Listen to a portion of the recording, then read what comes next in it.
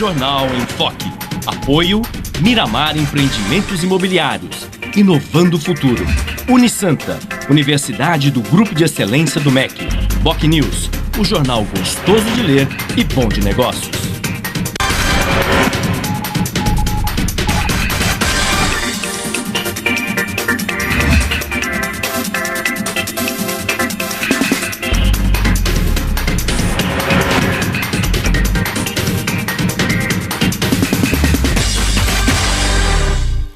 Olá, bom dia. Começa agora pela Santa Cecília TV ao vivo, mais uma edição do Jornal em Foque. E nesta sexta-feira, 25 de outubro, estamos recebendo com muito prazer o deputado federal Beto Mansur, do PRB, Partido Republicano Brasileiro, e o colega jornalista, professor doutor da Faculdade de Artes e Comunicação da Universidade de Santa Cecília, Fernando de Maria. E agora vamos às manchetes dos jornais e sites com a colega jornalista Paula Paparelli. Bom dia, Paula. Bom dia, Chico. Bom dia a todos. O jornal A Tribuna traz a manchete: São Vicente recebe ajuda federal para ampliar saúde. Na Folha de São Paulo, Câmara aprova IPTU até 35% mais caro em 2014. No Estadão, Dilma venceria Campos e Aécio no primeiro turno, diz Ibope. No Santa Portal, ex-prefeito de Guarujá, Rui Gonzalez, morre de infarto aos 59 anos. No site do Boc News, Instituto Royal nega que usava animais em testes de cosméticos ou de produtos de limpeza. No G1 Santos e Região, Rui Gonzalez sofre infarto e morre na cadeia aos 59 anos. No portal da UOL, Polícia Federal quer ouvir Snowden e gigantes da web sobre espionagem, diz o jornal. Chico. 8 horas e 7 minutos e este é o Jornal em Foque pela Santa Cecília TV ao vivo. Muito bem. E pesquisa do Ibope, publicada hoje no jornal Estado de São Paulo, aliás, é manchete, a Paula fez referência a essa manchete, revela que a presidente Dilma Rousseff venceria as eleições, se elas ocorressem hoje, no primeiro turno. Ela teria, no cenário mais provável, 41% das intenções de voto, enquanto que o segundo colocado, o senador mineiro Aécio Neves, do PSDB, teria apenas 14%. Já Eduardo Campos, do PSB, seria o terceiro, com 10% das intenções de voto. No cenário em que entra a ex-senadora Marina Silva, ela obtém o segundo lugar com 21% das intenções de voto e Dilma cai para 39%.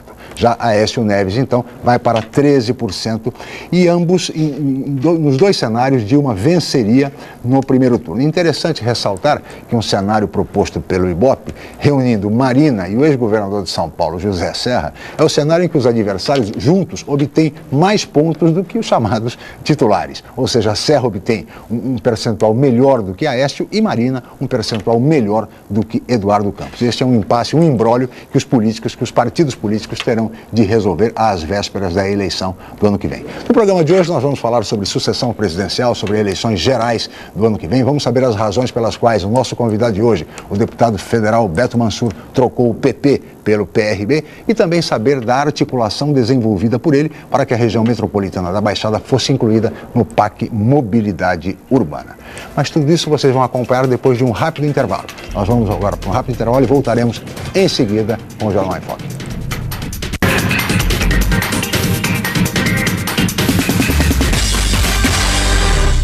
Um pedacinho da França agora ilumina Santos. Deixe que ele ilumine sua vida. Ville de France, do Grupo Mendes. Mais um sucesso pronto para morar. Espaço, conforto e requinte para você viver todo o charme europeu. Com o melhor clima tropical e uma vista livre para o mar.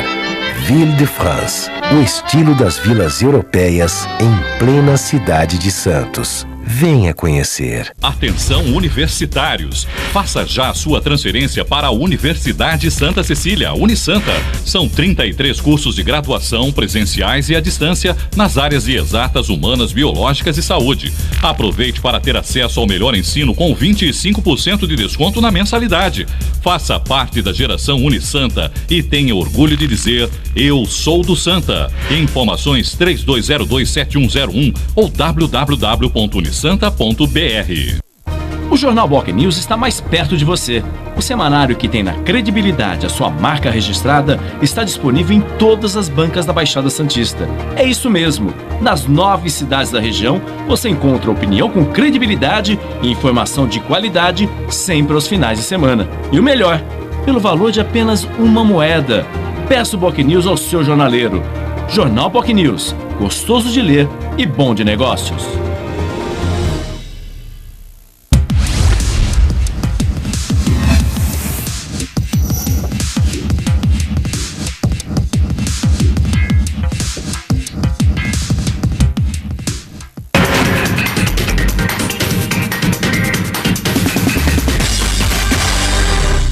Muito bem, estamos de volta com o Jornal em Foque desta sexta-feira, 25 de outubro. E hoje nós estamos recebendo com muito prazer o deputado federal Beto Mansur, do PRB, Partido Republicano Brasileiro, e o colega jornalista, professor doutor da Faculdade de Artes e Comunicação da Universidade de Santa Cecília, Fernando de Maria. E hoje, às 10 horas da manhã, em solenidade no Palácio dos Bandeirantes, a presidente Dilma Rousseff vai receber os prefeitos da região e vai anunciar investimentos para o estado de São Paulo do PAC Mobilidade Urbana. E o deputado Beto Mansur, que foi o principal articulador da reunião entre prefeitos e lideranças da região com o governo federal, com o vice-presidente Michel Temer e com a ministra do Planejamento, Miriam Belchior, estará presente nessa reunião, razão pela qual, inclusive, ele não poderá permanecer até o final do programa e vai sair pouco antes do término do nosso Jornal em Foque. Mas antes disso, deputado, gostaria que o senhor contasse aos nossos telespectadores como foi a articulação para que a região metropolitana fosse incluída no PAC da Mobilidade Urbana. Bom dia, obrigado pela presença. Bom dia. Primeiro cumprimentar vocês todos, aos telespectadores, a você, Chico, de Maria, Paula, e dizer que eu conversando com o Júlio Eduardo, que trabalhou conosco durante tanto tempo e é secretário de Mobilidade Urbana, falei, Júlio, por que a gente não é incluído no PAC 50 bilhões? Qual é a diferença do PAC normal com esse PAC que atende as regiões metropolitanas? Você acaba recebendo até 75% de dinheiro da União, como a gente fala da OGU, sim, ou seja, não é um dinheiro que os municípios precisam devolver, e 35% ou 25%, melhor dizendo, de dinheiro de financiamento. Sim. Esse valor chega até 75% da OGU e mais 25% de financiamento. Lógico que pode chegar a 50%, mas é um dinheiro muito, diria para você, mais barato do que uma coisa de financiamento. Aí eu falei, bom, por que a gente não entra? Não, porque só entram regiões metropolitanas nas quais a cidade-sede tem mais de 700 mil habitantes. Eu falei, pô, mas no final de semana a gente tem que ter essa infraestrutura, quer dizer, todos nós temos muito mais de 700 mil habitantes em finais de semana. Então eu pensei, eu falei, olha, quem é que poderia abraçar essa ideia, ser pai dessa proposta, né? Aí eu liguei pro vice-presidente Michel Temer, falei, Michel, está acontecendo isso, eu queria conversar com você para a gente poder tentar ver se politicamente a gente consegue. E aí ele me recebeu, eu expliquei o que eu queria, e eu falei, ó, eu vou trazer aqui todas as lideranças nossas, independentemente de partido. E nós fomos. O único prefeito que acabou não podendo ir foi o prefeito de Mongaguá, mas mandou o vice. Convidei os deputados federais, deputados estaduais, todo mundo. Lideranças da região. E fomos nessa reunião. E aí nessa reunião discutimos, explicamos para o Michel. O Michel falou assim, Beto, senta ali no computador e faz uma carta, porque eu vou estar amanhã com a Dilma. Aí nós saímos da sala, eu sentei no computador até com assessoria e tal, fiz a carta, todos nós assinamos o pedido e entregamos a ele. Ele foi muito rápido, ele no dia seguinte conversou com a presidente, explicou e a presidente falou assim, ó, coloca a Baixada Santista no jogo. Aí ele me ligou na semana seguinte e falou, ó, traz os prefeitos porque eu tenho uma solução para você, vai estar aqui a ministra do Planejamento, vai estar o ministro das Cidades e tal. E nós fomos agora aí, terça-feira. E veio a notícia de que nós estávamos incluídos e tal, e que a gente precisava apresentar projetos ou então ter dinheiro para fazer projetos.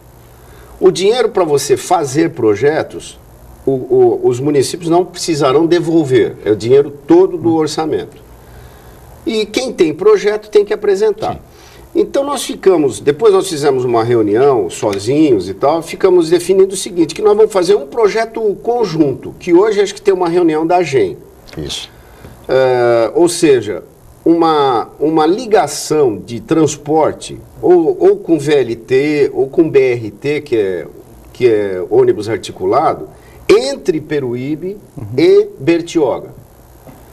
Esse será o projeto, vamos dizer assim, básico da região metropolitana. Tá. Para poder interligar as cidades, logicamente sem esquecer Cubatão, todas elas estarão interligadas. O transporte é fator de integração, né, deputado? Então não tem como. E aí você tem determinados projetos que já estão prontos, por exemplo, túnel Zona Noroeste, Zona Leste, atende São Vicente, Santos, atende a região de uma maneira geral, nós vamos apresentar. Então ficou muito bom, muito positivo isso. A Miriam Belchior, que é de Santo André, ex-esposa do Celso Daniel. Celso Daniel, que veio a falecer e tal, são pessoas que conhecem muito da região. O ministro, inclusive, das cidades já veio para cá, e etc., para São Paulo, conhece também da problemática toda, e ficou definido isso. Por outro lado, a gente tem um problema gravíssimo, que é essa coisa da entrada da cidade, essa entrada do porto e tal. E aí nós combinamos de ter uma reunião do Ministério do Planejamento com o Ministério de Transportes e também o Ministério dos Portos, para a gente poder equacionar essas obras e uma ajuda do governo federal. Eu acho que a gente não pode perder tempo, tivemos a sorte de ter esse entendimento, agora a bola está com os prefeitos para a gente poder resolver isso. Foi muito bem articulado e o governo federal respondeu rapidamente. E hoje essa solenidade às 10 horas, daqui a pouco no Palácio dos Bandeirantes, pode-se avançar mais, deputado? Sim, ontem no Palácio do Planalto, inclusive tivemos presente, a presidente fez a entrega quer dizer, incluiu uma série de municípios paulistas também, né? No PAC 2, que é saneamento e mais obras de pavimentação, e agora ela vem assinar um convênio grande, principalmente com a cidade de São Paulo, e a gente vai estar presente agora às 10 horas. Tá certo. Fernando de Maria, bom dia, obrigado pela presença mais uma vez. Bom dia, Chico, bom dia, deputado. Até dentro dessa questão da Baixada Santista, até dentro do site do PAC 2, vocês têm uma ideia, o Pacto de Mobilidade Urbana, dos 50 bilhões, 13,5 bilhões já estão destinados para obras em cidades como Rio, São Gonçalo, Nova Iguaçu, Duque de Caxias, São Paulo, ABC Paulista, Campinas, Porto Alegre e Salvador. E a Baixada Santista, se Nova Iguaçu, Duque de Caxias tem já estão contemplados, né? Então a Baixada Santista ela tem essa característica muito semelhante aí, porque isso está no próprio site. Dos 50, na realidade, já não são mais 50, já são 37,5 bilhões, mas enfim... Tem municípios que já devem ter apresentado seus projetos, enfim. Agora, qual é o desafio, e esse é um velho problema, o senhor já foi prefeito, de unir os prefeitos? Você sabe que os prefeitos, a gente ficou conversando assim, até porque eu particularmente tenho muita relação com todo mundo, porque já fui prefeito e me dou bem com todo mundo, independente dessa cor partidária. Eles falaram, olha, Beto, há muito tempo não tem reuniões assim, entendeu?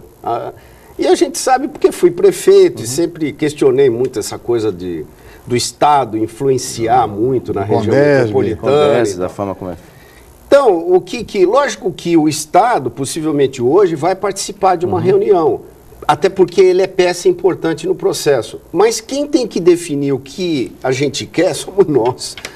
Quer dizer, são os prefeitos que estão com a caneta na mão, que sabem da problemática do dia a dia, etc. Então, eu acho que foi muito positivo. Por exemplo, a Antonieta recebeu a própria informação do Michel de que vai assinar o convênio finalmente com o aeroporto. A outorga para eu até falei, ô Michel, olha, na saída da reunião, eu falei, esse foi um gol de placa que você fez. Ele falou, não, o gol de placa foi o que nós fizemos hoje. Eu falei, então serão 2 gols de placa. Esse que nós fizemos hoje, de incluir a região metropolitana, e o outro de você, lógico que ele está articulando muito com a Secretaria de Aviação Civil, para poder fazer o convênio do aeroporto e finalmente ficar com o município. Eu falei, eu quero que você vá lá assinar o convênio, pousa lá com o avião da vice-presidência, claro, lá no aeroporto, e você assina o convênio.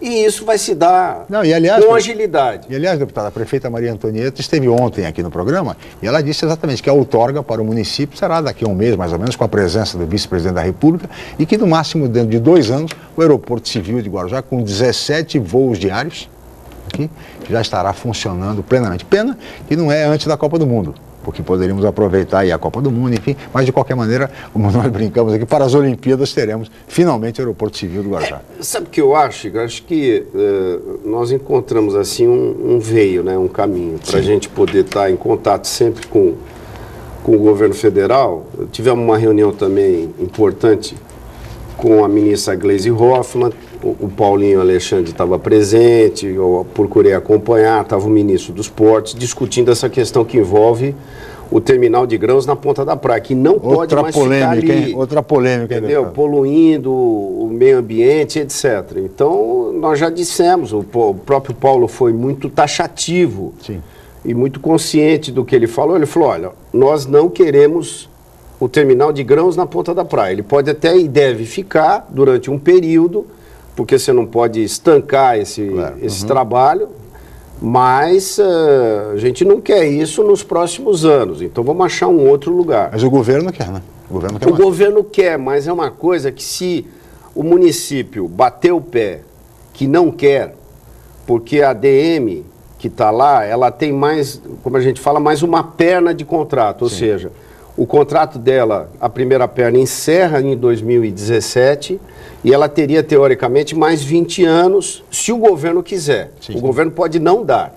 Então eu propus, olha, deixa ela até 2017, que tem contrato, fica lá mais, falta o quê? 4 anos? Fica lá mais 5 anos, vamos dizer, daria 9 anos no total, já com a perspectiva de que nós vamos montar um terminal na área continental de Santos, que tem via férrea, que tem toda a infraestrutura. Lá não é lugar de colocar grão. Lá é lugar de você colocar container, de você colocar outro tipo de mercadoria, mas não grão. Então, o ministro vai estar aqui segunda-feira, dos portos, e eu acho que essa discussão ela começa a ser equacionada e a gente vai ter uma solução para isso. Importante. Fernando de Maria. Só lembrando que lá Ponta Praia, com aquele posto da CETESB, a Ponta da Praia é a terceira região mais poluída, né, do estado de São Paulo, perdendo só dos 2 pontos que existem em Cubatão, na Vila Paris. Só para ter uma ideia. Se tivesse em Guarujá, a CETESB certamente também ali seria um outro ponto complexo, que a gente tem que pensar do outro lado também, que tem nesse sentido, né? Deputado, existe dentro das propostas de mobilidade também, existe, ou pelo menos ainda de forma tímida, quem falou pelo menos nas entrevistas, a prefeita de Cubatão, uma exploração maior do nosso potencial aquaviário, né, a respeito de transporte hidroviário, nesse sentido, aproveitar isso, até por causa dos custos, obviamente, seriam bem menores, talvez, que outras alternativas. Vocês acham que isso é um momento também para se discutir uma melhor utilização desse potencial? Eu acho. Eu vou te Desde Peruíbe até... Vou te dar um exemplo, uma coisa assim que é mais palpável às nossas vistas. Você ter um transporte hidroviário de Bertioga, vamos dizer, uma barca que pare na balsa ali, e transporte as pessoas, ter um ponto para parar no Caruara, pegar passageiros e descer e vem para Santos. Então, eu sinto o seguinte, que nós temos todas as possibilidades de produzir um modal de transporte que seja de custo baixo e que atenda o trabalhador. O que a gente precisa, eu acho que se discutiu muito isso, mas um tipo de trabalho como uma obra como essa, de você pintar uma faixa, vamos dizer, numa 23 de maio, numa Rubem Berta, e você dá a possibilidade de ônibus com exclusividade ali, é uma obra muito barata. Você pinta a faixa e coloca uma câmera que vai multar quem estiver na faixa. E a velocidade dos ônibus, ela cresceu em torno de 40% em São Paulo. Então isso deu uma luz para as pessoas. Primeiro para quem tem carro, que fala, eu não vou andar de ônibus porque o ônibus é sujo, porque não sei o quê, e demora muito. Agora não, agora o cidadão está no carro parado e vê o ônibus passando na faixa. Então ele vai começar a comparar e a optar e começar a pegar ônibus. E aí a qualidade do transporte vai ser muito positiva. Eu acho que esse movimento que nós tivemos todo do mês de junho, julho, ele foi um movimento muito, muito importante e eu acho que a classe política ela tem que estar muito atenta a isso. Por quê? Porque eu acho que esse movimento, nós tivemos um movimento de redemocratização do país, depois, isso ainda na época, mesmo do Sarney, nesse processo todo, logo depois do processo militar, etc. Depois você teve o Fernando Henrique que acertou a economia e privatizou empresas. E agora a gente está num momento de cobrança de serviço público. Eu acho que essas passeatas todas que nós tivemos, falou, nós estamos aqui e nós queremos um serviço público de qualidade. Então eu acho que a gente tem que atentar para esse detalhe e procurar resolver os problemas. Na esteira dessa discussão sobre mobilidade urbana, deputado, como é que o senhor vê essa polêmica toda aqui em Santos em relação ao túnel Santos-Guarujá? Há um novo traçado, a prefeitura já defende um novo traçado para que não ocorram as desapropriações das casas populares, no Macuco, no estuário. Há aquela antiga proposta da ligação pela Lemoa, na entrada da cidade. Enfim, há N traçados para essa ligação. Como é que o senhor está acompanhando toda essa discussão, toda essa polêmica? Olha, nós ficamos, até fiz um comentário outro dia, nós ficamos muito tempo sem obras de infraestrutura, obras grandes. Sim. Você não faz omelete sem quebrar ovo. Eu dei um exemplo simples, lógico que o que acontece? Você vai tocar na vida das pessoas. Você vai desapropriar uma casa, vamos dizer, no estuário, gente que mora lá há muito tempo e etc. Então, o que nós precisamos? Ter uma discussão intensa com a comunidade e tentar fazer a desapropriação, e aquela desapropriação que minimize os impactos, que não sejam grandes desapropriações que vai prejudicar muito as pessoas. Mas que você vai ter que ter desapropriação, você vai ter. Não tem como você fazer a obra se você não desapropriar. Tem, logicamente, que pagar o valor justo pela desapropriação, o valor de mercado, para as pessoas não ficarem em situação difícil, etc. Mas tem que desapropriar. Lógico que nós temos que discutir isso com exaustão, para que a gente possa prejudicar menos as pessoas. Chico, quer dizer, a gente viaja, etc. Há 20 anos atrás, eu fui em Hong Kong, eu vi um túnel funcionando, funcionando muito bem no meio da cidade, túnel por baixo do canal e tal. Dessa última vez que nós fomos agora visitar portos e tal, tem três túneis. Então, esse negócio para eles é uma coisa tão natural. Tão natural. E a gente fica nessa discussão.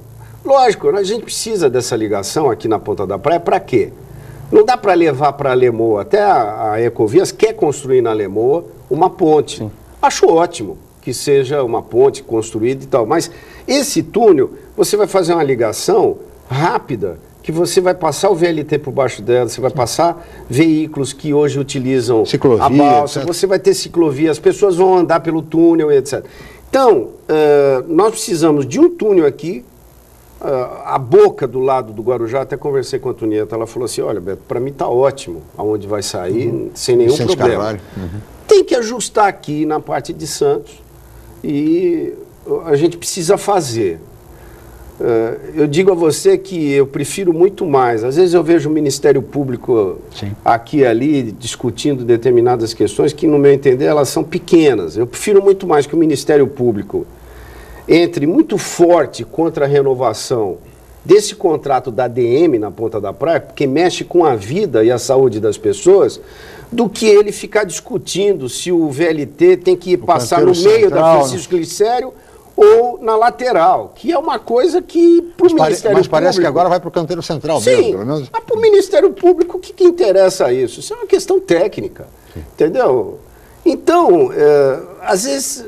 Outro dia até o Geraldo estava aí. Esbarramos nessas dificuldades. Isso, veio na inauguração do início da obra, eu falei, ó, se o Ministério Público, até conversei com o doutor Dauri, né? Falei, ó, nós precisamos ter um pouco de paciência, porque o dinheiro está vindo. Se a gente começa a colocar pedra no caminho, O dinheiro não vai para outras regiões. Vai para outro lugar. Então, eu acho que a gente tem que estar atento a isso. Tá certo. Deputado, peço a sua licença, nós vamos para um rápido intervalo comercial e voltaremos em seguida. No próximo bloco, vamos falar sobre política. Voltamos já.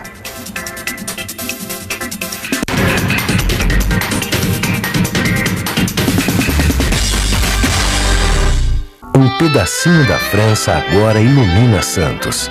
Deixe que ele ilumine sua vida. Ville de France, do Grupo Mendes. Mais um sucesso pronto para morar. Espaço, conforto e requinte para você viver todo o charme europeu. Com o melhor clima tropical e uma vista livre para o mar. Ville de France, o estilo das vilas europeias em plena cidade de Santos. Venha conhecer. Academia Unisanta. Bem-estar, saúde e qualidade de vida. Mais de 80 aparelhos de última geração. Profissionais qualificados para orientar as atividades de modo personalizado. Ambiente agradável com muito conforto para todas as idades. Musculação é na Unisanta. Academia Unisanta. Dê uma força para a sua saúde. Informações 3202-7126. Você procura informação com credibilidade? Aos finais de semana você fica bem informado ao ler o jornal BOC News, semanário distribuído em residências, estabelecimentos e shoppings de Santos. E nas bancas de todo o litoral, pelo valor de apenas uma moeda. Além disso, durante a semana, você pode acompanhar as principais notícias da região no site bocnews.com e nas redes sociais, como o Facebook. Agora você fica sempre bem informado. Jornal BOC News. Gostoso de ler e bom de negócios. Santa Cecília TV. Os melhores programas, as melhores propostas. Tudo aqui. Jornalismo. Redação regional. Olá, boa tarde. Caderno regional. Especialistas discutem prevenção e tratamento de uma doença silenciosa. Santa Cecília TV. Um mundo de informação e entretenimento para você.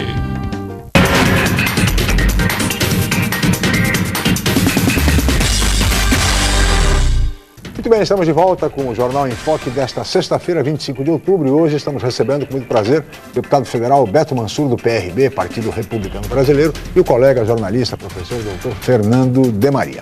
E neste bloco vamos falar um pouco sobre política, deputado. Eu gostaria de saber inicialmente quais as razões que levaram o senhor a trocar o PP, o Partido Progressista, o senhor esteve filiado durante muitos anos no PP, pelo PRB, o Partido Republicano Brasileiro. Eu cansei. Fadiga de material, como o pessoal fala. Eu tenho muito boa relação com o PP, né? Eu fiquei 20 anos no Partido Progressista. Mas eu cansei. Eu queria... Eu tenho até boa relação pessoal com o Maluf. Sim. Relação política não, mas a minha relação assim, familiar, pessoal, sempre foi uma relação muito respeitosa. Vocês sabem disso. E aí eu resolvi sair, porque eu tinha convite sempre do Celso Russomano, que já foi do partido conosco.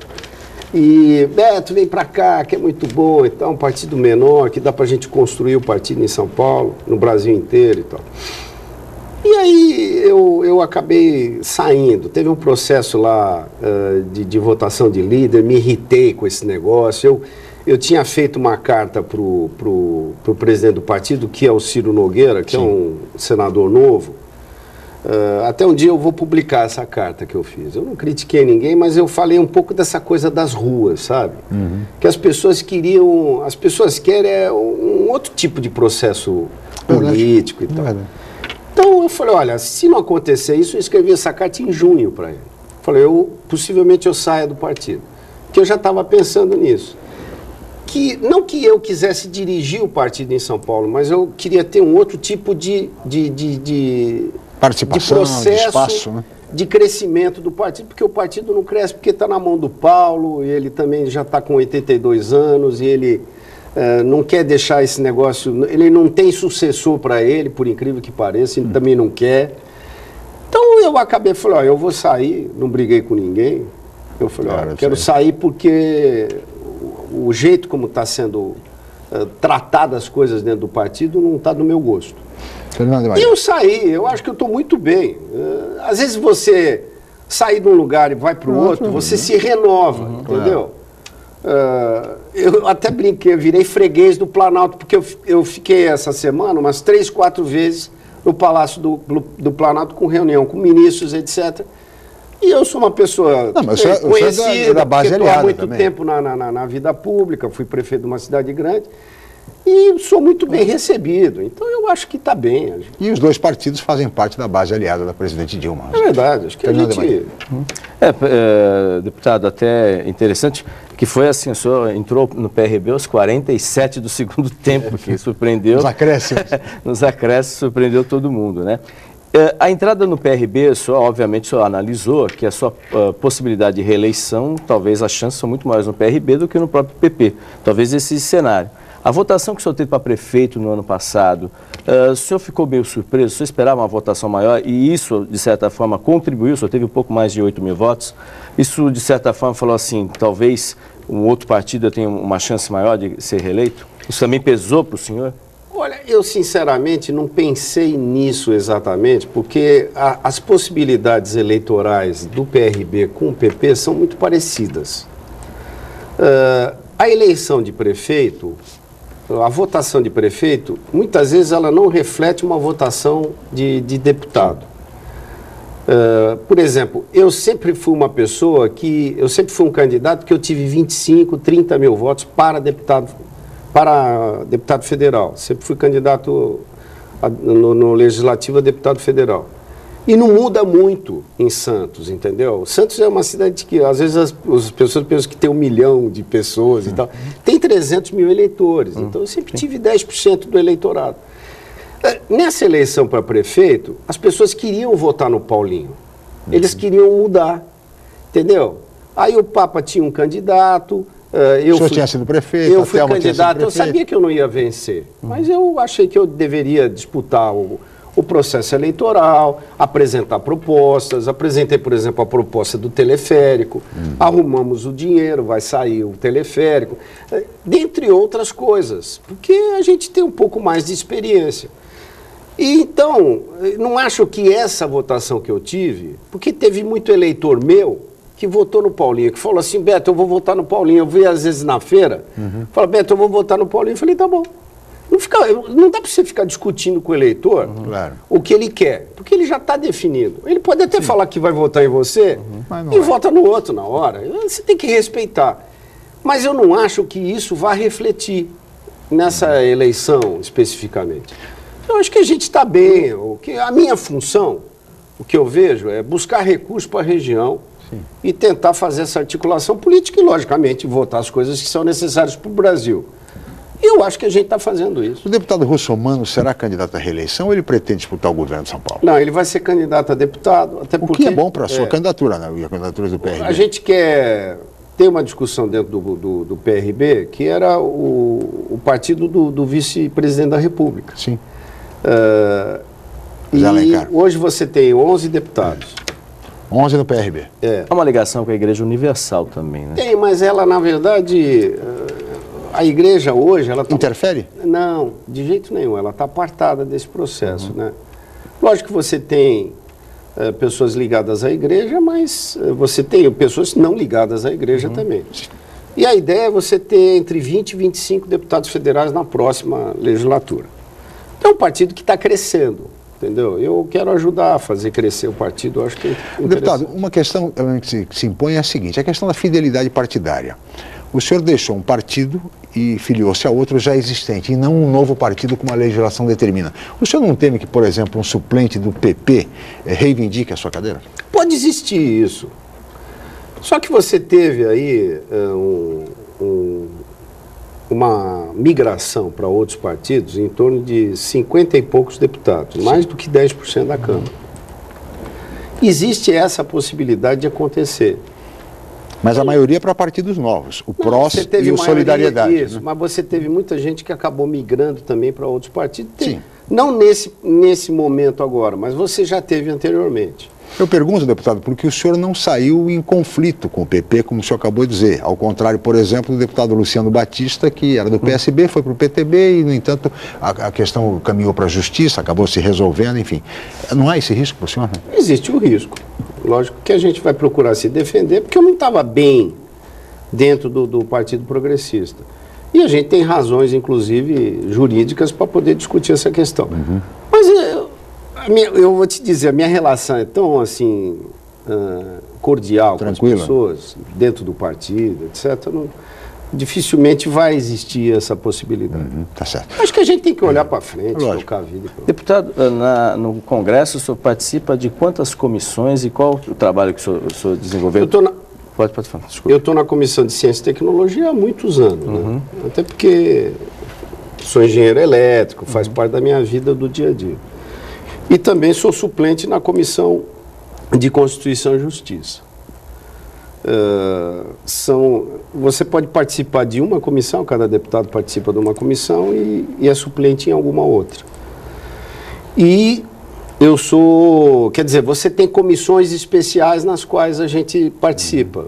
Hoje a gente está numa comissão que está discutindo a questão que envolve ICMS, há uma preocupação muito grande com o Estado de São Paulo, limpeza de arrecadação e etc. A gente faz parte dessa comissão especial. Eu participei da comissão especial dos portos, porque a gente conhece um pouco do porto e tal, e dentro do Congresso são poucos que conhecem. Então a gente acabou participando de comissões especiais nesse sentido. Deputado, uma questão, só um minutinho, Fernando, uma questão que preocupou também a região, com a sua mudança para o PRB, foi de repente a possibilidade do engenheiro Júlio Eduardo Santos, que é secretário executivo do Ministério das Cidades, na área de mobilidade urbana, e que vem prestando bons serviços para a nossa região, como o deputado fez referência, de essa mudança partidária poder, de repente, provocar o desligamento do engenheiro do Ministério das Cidades, que é controlado pelo PP. Há esse risco? Olha, risco na vida a gente tem sempre, né? Eu conversei um pouco com o Júlio. O Júlio, eu falei, ó, faz o teu trabalho, e ele é um cara competente. Eu lembro que a oposição aqui chamava o Júlio de Julinho Bombril, não sei se vocês lembram disso, porque ele muitas vezes tinha que apagar um incêndio e tal, o Júlio ia para determinado Trabalhava em lugar. diversas áreas e sempre com competência. E ele está muito bem, quer dizer, trabalha muito, vai para o Ministério 9 horas da manhã, sai 11 horas da noite, todo dia, viaja o Brasil inteiro, é um cara que se aplica. Verdade. E você conseguir gente competente é muito, muito difícil, entendeu? Às vezes a pessoa pensa, primeiro que o salário não é um salário alto. Ele deve ganhar lá 13, 14 mil reais por mês, desconta imposto de renda, isso e aquilo, tem que pagar hotel, tem que pagar passagem e tal, acaba não sobrevivendo direito no padrão que ele tem. Mas ele é um cara que está trabalhando intensamente. Eu conversei com o ministro das Cidades, eu conversei com a Gleisi Hoffmann, que é ministra da Casa Civil, conversei com a Ideli, que já tinha conversado com o ministro, falei, olha, o Júlio é um cara muito bom, vocês que sabem, né? Ele está aí enfronhado nesse processo todo e tal. Até a presidente ontem... E tem ajudado muita região também, né? A presidente ontem incluiu os técnicos, citou a ele, citou... o próprio ministro também citou o Júlio, citou o Oswaldo, que é secretário de saneamento e tal. Então eu acho que ele está bem. O fundamental não é a questão do Júlio estar ou não estar no cargo. É uma pessoa lá que dá uma abertura para a gente poder ter esse caminho que a gente está seguindo. Eu acho que isso é que é fundamental. Se é o Júlio, se é outro, não tem problema. O que eu te digo é que eu acho que a gente tem que procurar manter. Lógico. E eu acho que essa coisa tem que ser feita, até os prefeitos queriam fazer uma moção de apoio. Eu falei, não, espera, porque já foi conversado. Se começar a dar um problema, podemos conversar com o Michel, para a gente poder resolver essa questão. Mas ele tá bem, está bem posicionado. Deputado, são duas questões. Tem um projeto de excelência, que é do site Transparência Brasil, que o senhor deve conhecer. Eu perguntei das comissões, e aí uma coisa que chama atenção no projeto é que as faltas em comissões, o senhor faltou 93,4% das comissões que o senhor, pelo menos, participou, e as faltas em plenários em 30,6%. Aí tem um outro levantamento também desse site, que pelo menos é uma ONG que se destaca. Tem um levantamento de gastos que o senhor fez o senhor tem verbas parlamentares, como qualquer deputado, isso é legal, e o senhor aparece como um dos que mais gastam, entre os 70 deputados federais, paulistas, o senhor é o quinto que mais gastou em verbas em cotas parlamentares. o total acumulado, baseado até dia 15 do 10, 863.730, que dá mais ou menos R$24 mil por mês. Gostaria que o senhor respondesse, assim, tantas faltas em comissões, em plenário, assim, isso aqui é o balanço desse projeto de excelência. Acontece o seguinte, muitas vezes você está numa comissão, por exemplo, eu sou titular da Comissão de Ciência e Tecnologia, e então, muitas vezes você tem uma série de projetos, às vezes projetos polêmicos, que sejam do interesse do Brasil, interesse de determinados setores, e interesse fundamentalmente da população, a gente está presente, tá certo? Como eu sou uma pessoa que estou lá, não sou melhor que ninguém, mas como a gente está lá há muito tempo, eu vou sempre discutir questões que envolvam o dia a dia do Brasil, que envolve tecnologia, que envolve telecomunicações, essa problemática toda, etc. E o setor de rádio e televisão. Então, muitas vezes eu estou no plenário, ou estou tendo outro tipo de atividade dentro do parlamento, e às vezes você não necessariamente tem que estar dentro do plenário para ter determinada votação. E eu, por exemplo, eu poderia estar aí, como existem alguns deputados que não tenham falta nenhuma, e muitas vezes não tem a articulação que a gente tem, ou então deixam de votar em determinadas coisas que não são do interesse da sociedade, etc. O que eu quero te dizer é que eu sou uma pessoa que estou lá há bastante tempo e cumpro com o meu dever, entendeu? Eu acho que eu não sou um mau deputado, eu acho que eu sou um bom deputado perante os 513 parlamentares. As cotas, o recurso que eu uso, é um recurso rigorosamente dentro da legislação. Eu não gasto um tostão a mais. É que eu gasto com assessoria, eu não alugo o carro, como muita gente vai lá pegar nota, etc. Jamais você aliás, vai que ver... pegam nota de vários lugares, não tem nada a ver com o automóvel. Jamais você vai ver uma coisa dessa, porque eu não faço isso. Nem carro eu tenho em Brasília, eu uso táxi. Então, o que eu acho? Eu acho que dentro da cota parlamentar na qual eu tenho direito, eu uso com assessoria, eu uso com esse trabalho todo que envolve a nossa região. Nas comissões, eu participo naquilo que muitas vezes são coisas polêmicas, porque senão às vezes eu estou numa comissão especial, numa outra comissão que não é essa de ciência e tecnologia. Não adianta eu estar lá presente em toda a reunião e muitas vezes você deixar de ter uma opinião forte dentro da comissão. Então eu acho que a gente está exercendo o nosso mandato com plenitude, com tranquilidade. Deputado, para a gente encerrar esse bloco, até porque o senhor tem que ir para São Paulo, para a reunião no Palácio dos Bandeirantes, que vai contar com a presença da presidente Dilma Rousseff.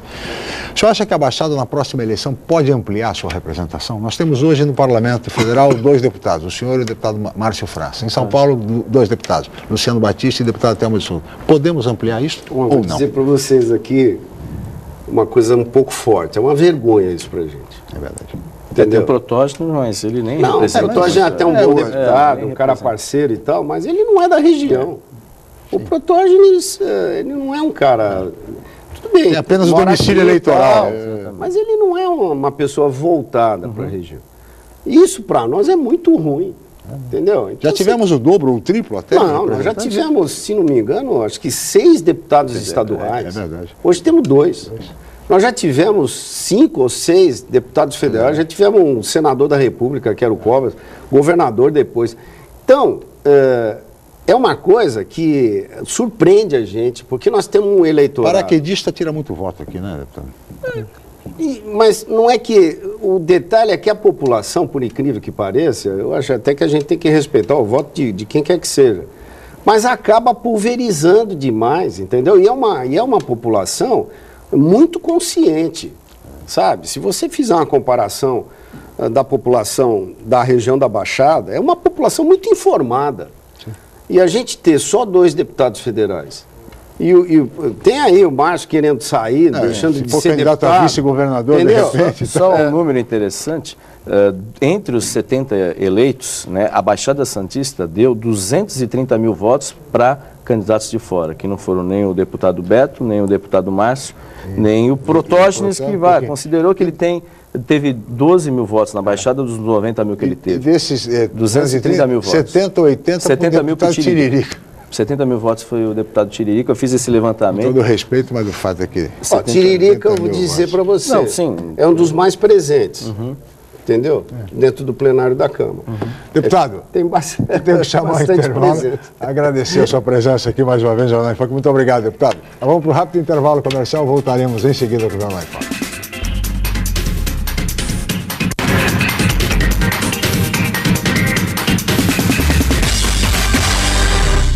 Um pedacinho da França agora ilumina Santos. Deixe que ele ilumine sua vida. Ville de France, do Grupo Mendes. Mais um sucesso pronto para morar. Espaço, conforto e requinte para você viver todo o charme europeu. Com o melhor clima tropical e uma vista livre para o mar. Ville de France, o estilo das vilas europeias em plena cidade de Santos. Venha conhecer. Atenção universitários, faça já a sua transferência para a Universidade Santa Cecília, Unisanta. São 33 cursos de graduação presenciais e à distância nas áreas de exatas, humanas, biológicas e saúde. Aproveite para ter acesso ao melhor ensino com 25% de desconto na mensalidade. Faça parte da geração Unisanta e tenha orgulho de dizer: eu sou do Santa. Informações 32027101 ou www.unisanta.br. O Jornal Boc News está mais perto de você. O semanário que tem na credibilidade a sua marca registrada está disponível em todas as bancas da Baixada Santista. É isso mesmo. Nas 9 cidades da região, você encontra opinião com credibilidade e informação de qualidade sempre aos finais de semana. E o melhor, pelo valor de apenas uma moeda. Peça o Boc News ao seu jornaleiro. Jornal Boc News, gostoso de ler e bom de negócios.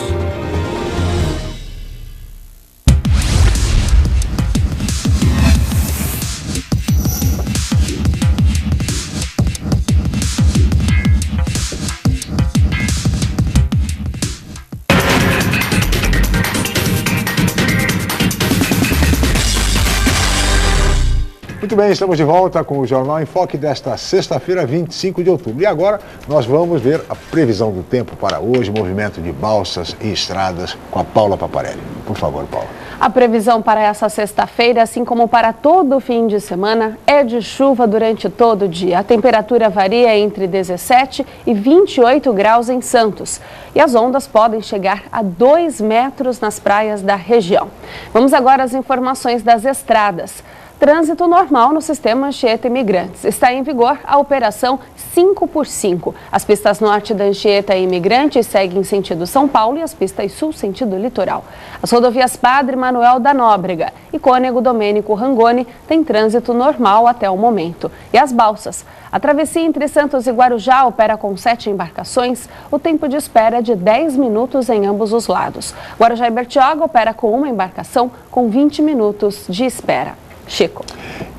Eu gostaria de lembrar aos nossos telespectadores que a reprise do programa de hoje será exibida às 5 horas da tarde aqui pela Santa Cecília TV. E no programa de hoje nós recebemos como convidado o deputado federal Beto Mansur, do PRB, Partido Republicano Brasileiro, que participou do programa até agora e teve que sair para participar de uma cerimônia, de uma solenidade no Palácio dos Bandeirantes em São Paulo, onde a presidente Dilma Rousseff e o governador Geraldo Alckmin vão assinar verbas, recursos, liberação de recursos para municípios do estado de São Paulo relativos ao PAC, o Programa de Aceleração do Crescimento de Mobilidade Urbana. O deputado federal Beto Mansur foi convidado pela presidente Dilma para participar dessa cerimônia e por essa razão então teve de se ausentar agora, mas participou dos primeiros blocos do Jornal em Foco, onde trouxe muitas informações a respeito do PAC da mobilidade urbana e também sobre eleições. Mas no programa continua o nosso colega jornalista, o professor Fernando de Maria, que vai falar inclusive sobre a pesquisa presidencial divulgada hoje pelo Jornal Estado de São Paulo e realizada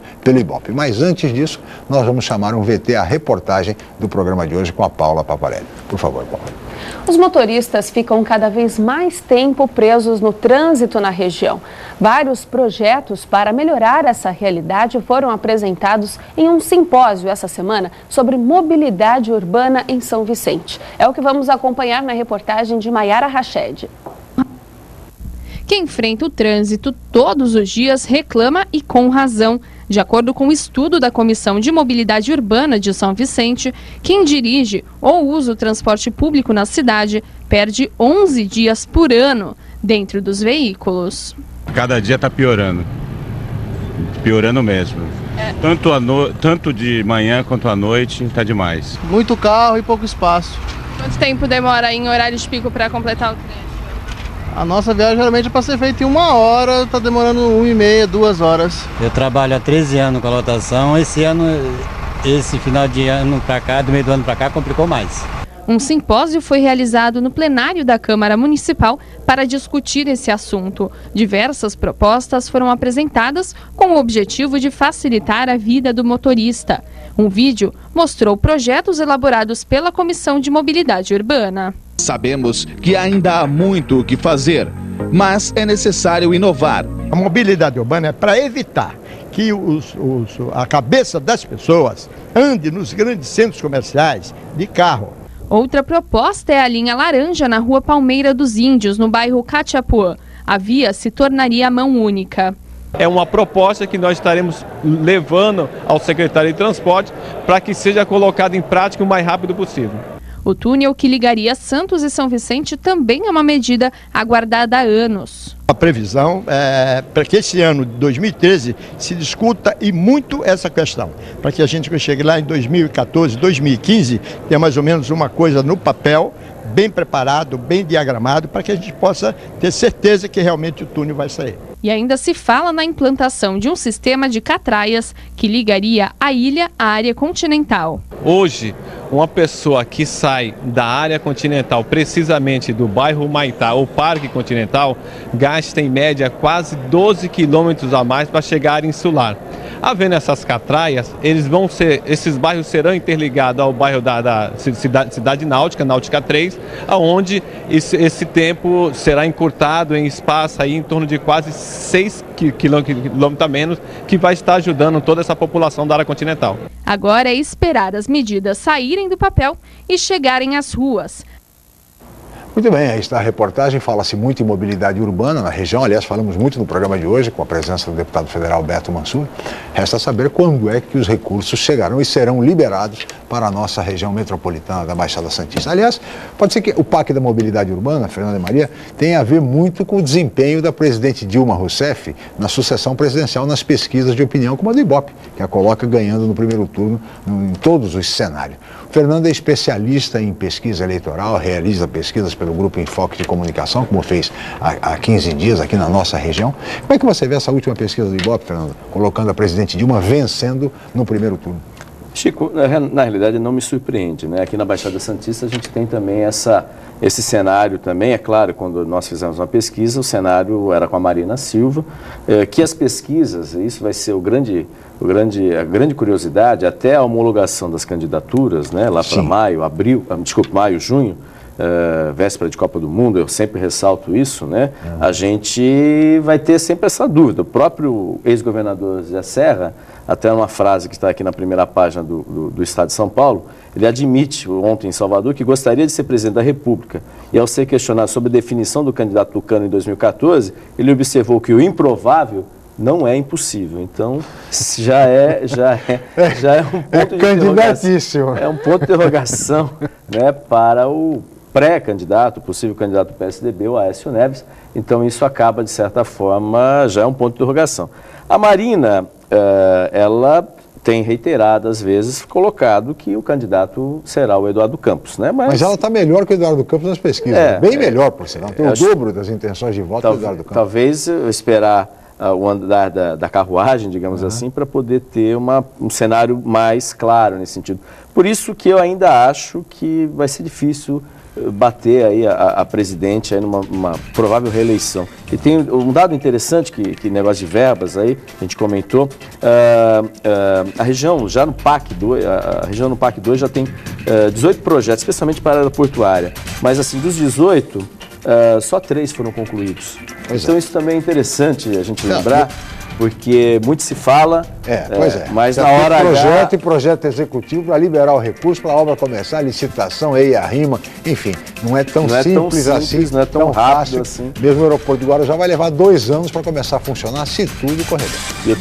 Eu trabalhei na época na prefeitura de Guarujá, nos anos 90 inclusive, e já se falava do aeroporto de Guarujá. Passaram mais de 20 anos e até hoje a gente... E serão mais 2 anos se tudo correr bem. Fernando, muito obrigado pela sua presença. Eu gostaria de agradecer a Paula, a toda a equipe e especialmente a você, telespectador, pela atenção, pela audiência, pelo carinho. Segunda-feira estaremos de volta em mais uma edição do Jornal em Foque às 8h05. Tenham todos um ótimo final de semana e até segunda-feira. Jornal em Foque. Apoio Miramar Empreendimentos Imobiliários. Inovando o futuro. Unisanta, Universidade do Grupo de Excelência do MEC. BocNews, o jornal gostoso de ler e bom de negócios.